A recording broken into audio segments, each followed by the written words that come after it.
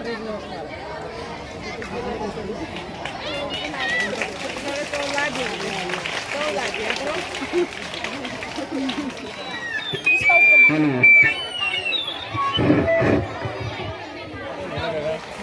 दो clapping happy teachers day. Ma'am ji, आज teacher day है और टीचर डे के उपरांत बच्चों के द्वारा स्कूल में क्या क्या एक्टिविटी कराई गई? सबसे पहले बच्चों के द्वारा प्रेयर कराई गई। उसके बाद बच्चों ने सभी स्टाफ को तिलक लगा करके सम्मानित किया और एक ये छोटा सा बैच बच्चों ने तैयार किया अपने हाथों से टीचर्स को सम्मानित करने के लिए।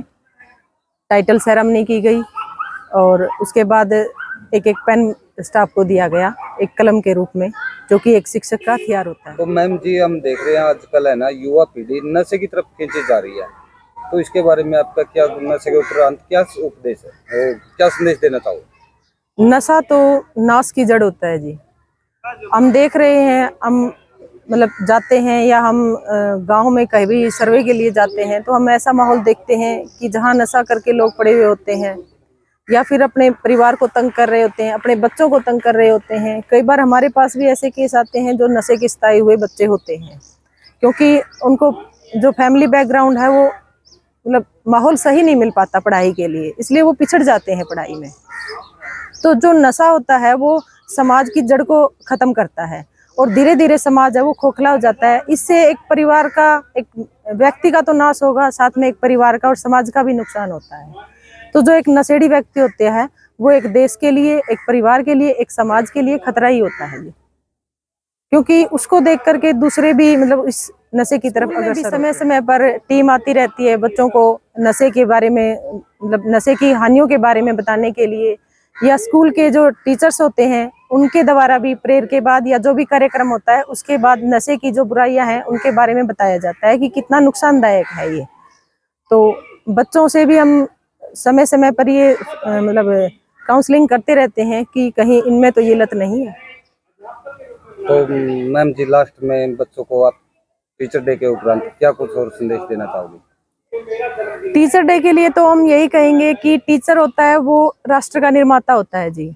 जो कल्याण, जो निर्माण और प्रलय होता है वो टीचर की गोद में पलता है।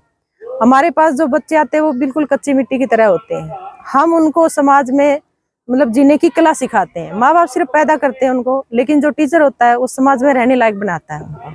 तो हम तो यही संदेश देना चाहेंगे कि जितना हो सके पेरेंट्स चाहे कम कमा रहे हैं चाहे ज्यादा कमा रहे हैं, लेकिन अपने बच्चों को जरूर पढ़ाएं, अपने बच्चों को शिक्षित करें। आने वाला समय होगा वो बहुत कंपटीशन से भरा हुआ होगा, कहीं ये पीछे ना रह जाएं, इसलिए अपने बच्चों को ज्यादा से ज्यादा शिक्षित करें और ज्यादा से ज्यादा उनको मोटिवेट करें पढ़ने के लिए। सर, आज टीचर डे है और टीचर डे के उपरांत बच्चों के द्वारा स्कूल में क्या क्या एक्टिविटी कराई गई?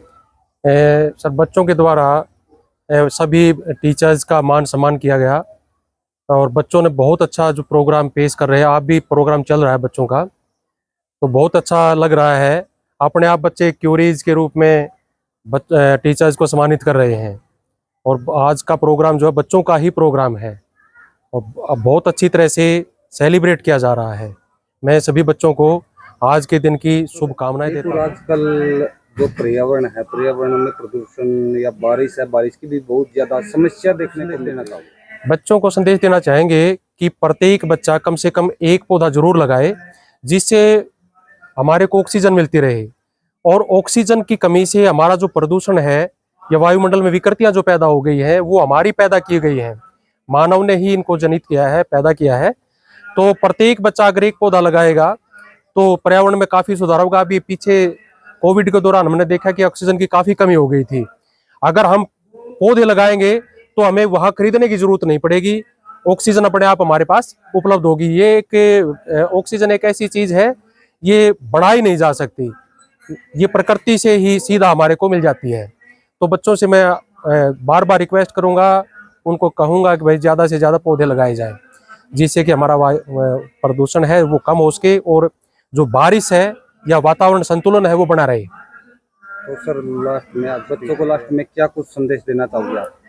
मैं संदेश देना चाहूंगा कि सर्वपल्ली राधाकृष्णन जी के विचारों को देखते हुए आप उनकी तरफ ही कोशिश करें, ऐसे सपने संजोए आप कि आप उनके जैसा ही बढ़ने की कोशिश करें। सपने दिन में देखें, रात के सपने सच नहीं होते, दिन के जो सपने हैं वो साकार करने की कोशिश करें। धन्यवाद।